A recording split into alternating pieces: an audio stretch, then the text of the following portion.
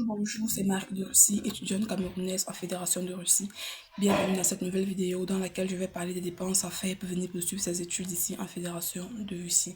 Surtout, n'oubliez pas, si vous avez besoin d'accompagnement pour votre procédure, je vais laisser mon contact en description de la vidéo afin que vous puissiez venir vers moi et que je puisse vous être utile le maximum possible tout au long de votre procédure et même après votre arrivée ici en Fédération de Russie.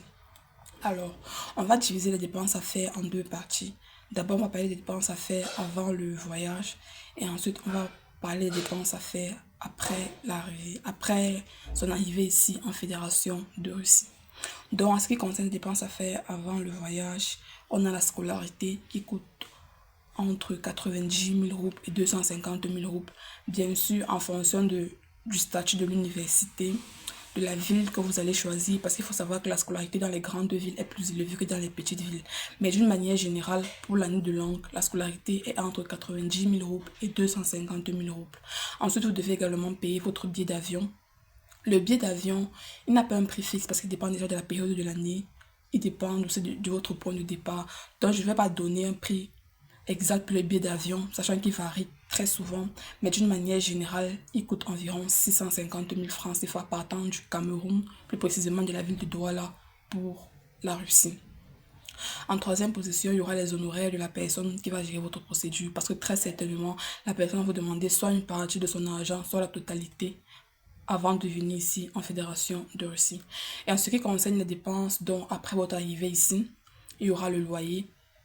Le loyer en Russie, dans un foyer étudiant, coûte entre 8 000 francs CFA et 40 000 francs CFA par mois.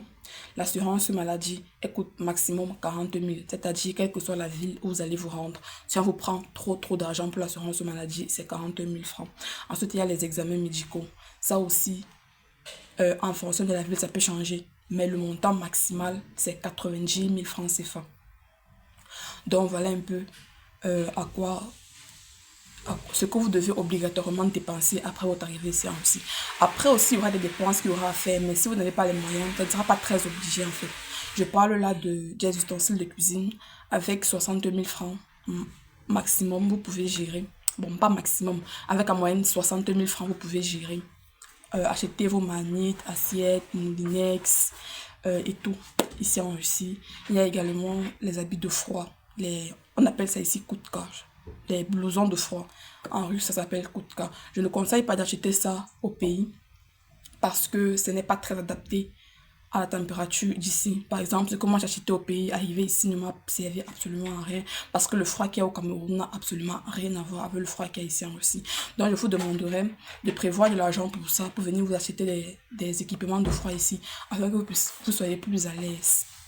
Donc voilà à peu près les dépenses que auxquelles vous serez confrontés tout au long de votre procédure et même après votre arrivée ici en Russie.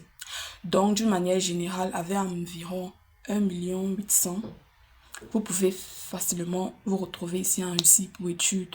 Dans les 1 800 000, vous pourrez avoir scolarité, une année de langue, votre logement pendant 1 an, assurance maladie, tout ça inclus à l'intérieur.